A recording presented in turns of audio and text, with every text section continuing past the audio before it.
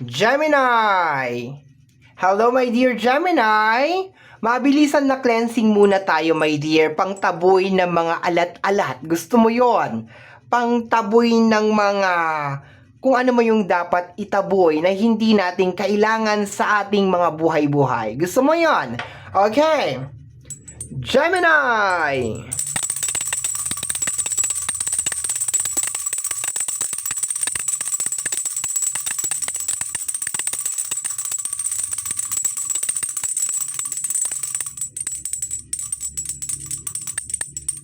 Okay.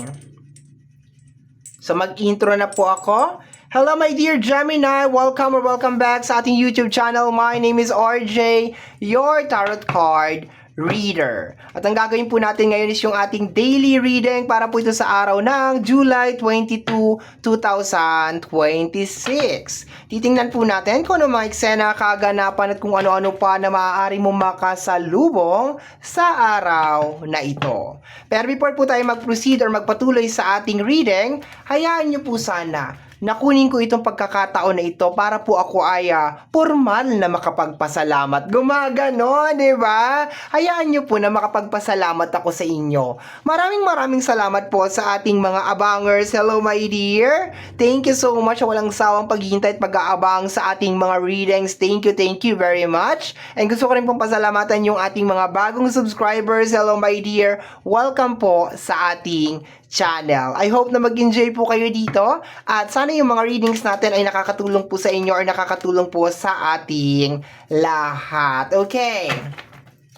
9 cards in total kasama ang bottom deck of the card. Okay? So tingnan natin kung ano meron ngayong araw na ito para sa iyo my dear Gemini.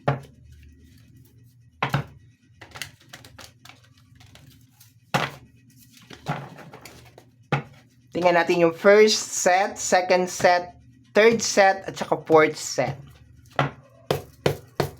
Okay, first set natin is the King of Wands and the Seven of Swords. Okay.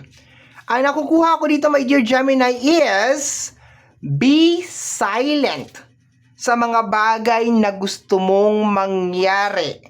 Iwasan mo, my dear, yung temptation na magkwento or magsabi ng mga bagay na gusto mong mangyari sa iyong buhay.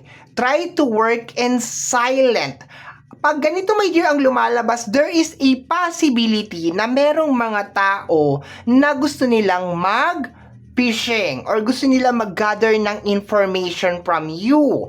Kasi hindi naman to magwa-warning my dear if walang mga gustong mag-enter sa area of responsibility. Maybe meron mga tao na they are curious kung ano yung iyong next step. Kaya sinasabi my dear ngayong araw na to, kahit anong mangyari, kahit anong tanong sa'yo, or kahit anong conversation na my dear ang nangyayari, iwasan mong magkwento ng iyong mga next step.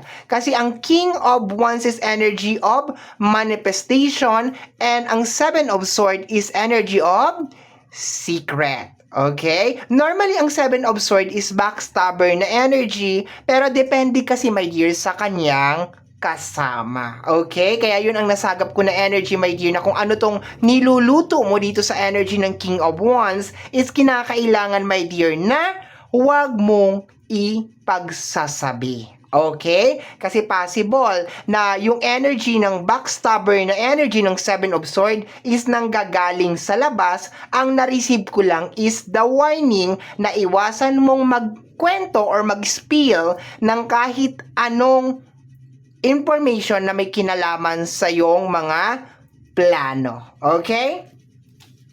Next card natin, my dear, is the Queen of Cups. Okay? Ang Queen of Cups is very understanding. Okay? Tuwing nakikita ko si Queen of Cups, nakikita ko yung isang parang, ang tingin ko sa kanya is parang Virgin Mary.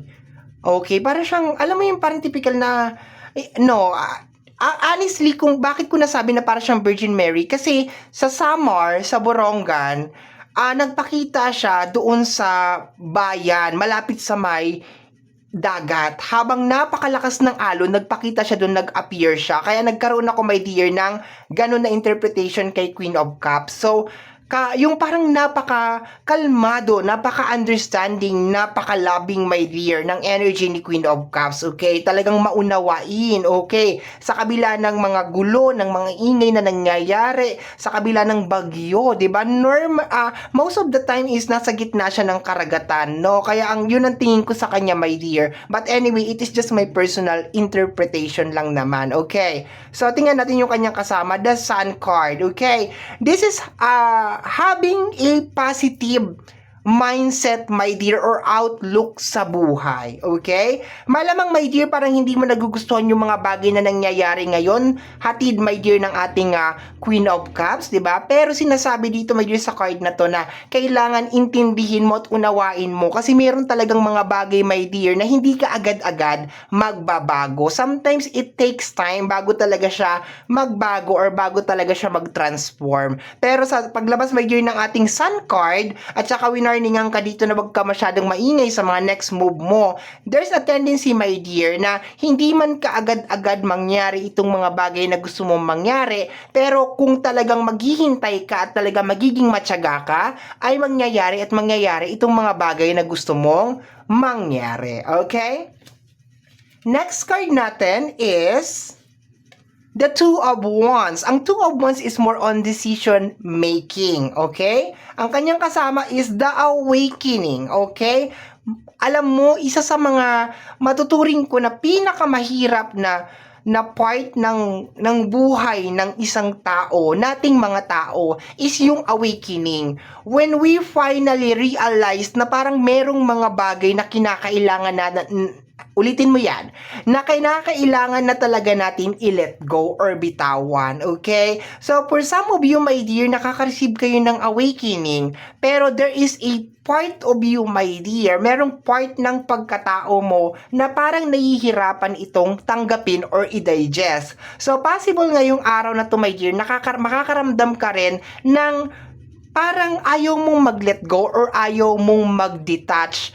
And isa din yun, my dear, sa magkukos din ng delay. Kasi nagkakaroon ka na ng awakening eh. Like, you're having this awakening, my dear, and then ayaw mo siyang tanggapin or let us just say, my dear, yung awakening is realization. Okay, realization ng mga bagay-bagay. So, nagkakaroon ka na ng realization ng mga bagay-bagay, pero dahil, let us just assume, nakasanayan mo na yung mga bagay-bagay na yon, kaya ang hirap niyang i-let go or ang hirap niyang i-process. So, it's normal, my dear, pero gusto ko lang sabihin sa'yo na sometimes, pag meron tayong mga bagay na gusto nating gawin or umpisahan, meron tayong mga ginagawa sa buhay natin or merong mga tao, most of the time tao, na hindi na natin pwedeng isama doon sa kung saan man tayo pupunta. Okay? Like, hindi na sila part nun. Ibig sabihin, tapos na yung kontrata. It's already over. And we need to move forward and let it go. And hindi lang to medyo nagmamanifest sa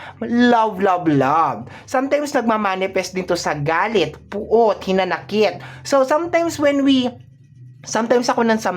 most of the time, okay, pag tayo ay nagmamanifest ng isang bagay, we need to let go. It really doesn't matter kung nasang area siya ng buhay natin. Okay? Kahit yung galit at puot is nagkokos din yun ng stagnant na energy. Okay? Next card natin is the energy of the Ace of Pentacles, which is may kinalaman sa opportunity and blessing. So, this is a confirmation, my dear, nabanggit ko na kanina, na as long as habaan mo lang yung pasyensya mo at ano mo lang talaga yung process, like you need to accept na merong process, hindi lahat talaga magbabago, and makapag-decide ka na tinatanggap mo na tong mga awakening na pinapakita sa iyo, my dear, and you just need to be very, very silent sa mga gagawin mo, hindi mo siya pagsasabi or hindi ka madudulas or something para, 'di ba, sure na hindi siya may evil eye. We have here the energy of the Ace of Pentacles, which is may kinalaman sa energy ng blessing, okay, or pera. This is a clear message ng pera, my dear, na parating sa iyo or tinatahak mo or binabaybay mo, my dear. Okay, clarification niya is the energy of the Temperance. Sure na sure, my dear, may parating na pera sa iyo, my dear, or may parating na blessing sa iyo. Pero you just need to be consistent, and at the same time, you need to be work in silent, gumawa ng mga transformation or mga changes, especially kung pinapakita na talaga sa iyo, my dear, ng ating buong may kapal kung ano yung mga bagay na kinakailangan mong i-let go. And medyo i-highlight ko lang, nakasama doon yung galit at puot, okay? Hindi natin let us just say, hindi tayo pwedeng mag-manifest ng maganda, pero yung laman ng puso natin ay punong-puno ng galit, okay? And sometimes mga tao din, na mga people na probably hindi nag-i-improve or hindi nag-grow or walang upgrade or walang change, okay? Sometimes we need to let them go. Pero ang ganda ng energy, my dear, kasi sinasabi dito na may parating sa'yo, okay? Very, very soon, may changes na mangyayari, may new beginnings, okay? May pera, okay? And kinakailangan mo lang siguro mag-undergo ngayon itong mga bagay-bagay na ito na sinabi ko kanina. Bottom deck of the card, my dear, is the energy of the Magician. Okay?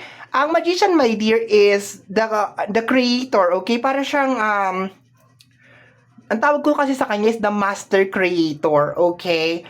So, sinasabi dito, my dear, na as of this moment, habang pinapanood mo to, you need to believe that you are the magician, na walang imposible sa'yo, my dear, okay? That you have this kamay, you have this heart, you have this mind to create something. Yun lang, yung mga warnings lang is kailangan din, yung mga sinasabi lang dito about wag mo pagsasabi, habaan mo yung pasensya mo, mayroon ka mga bagay na kinakailangan mong i-let go, mag-temperance ka lang, which is like, ang tingin ko kasi sa temperance is, alam mo yung pag umiinom ka na mainit na tubig, or nung bata pa ako, yung kape, di ba?